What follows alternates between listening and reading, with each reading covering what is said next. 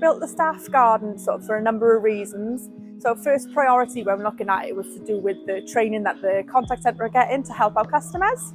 So it's a great learning experience for them to get sort of hands-on experience in the garden, to learn from some of our more senior members, and that we can pass that on to our customers. Sort of the second and sort of other reasons that we're doing it is to do with staff well-being. So it's really good for your physical health, it's really good for your mental health, it's a great way to sort of de-stress. And obviously given that we're in such like an urban area, having that little bit of green space is a really good sort of perk for the staff. We also anticipated it being a really nice social area. So a little area where staff can have their lunch breaks, have their morning and afternoon breaks, or even meet with clients, suppliers, all that type of thing. So we wanted it to be somewhere relaxing for the staff to go.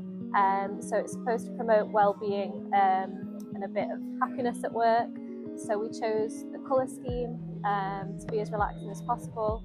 All the plants that we've chosen there's some scented ones, there's some nice tactile ones with soft leaves, and we've included a bit of veg and fruit as well, just so that it's accessible to everybody, but also is a nice place to go and you can get involved during your day at work.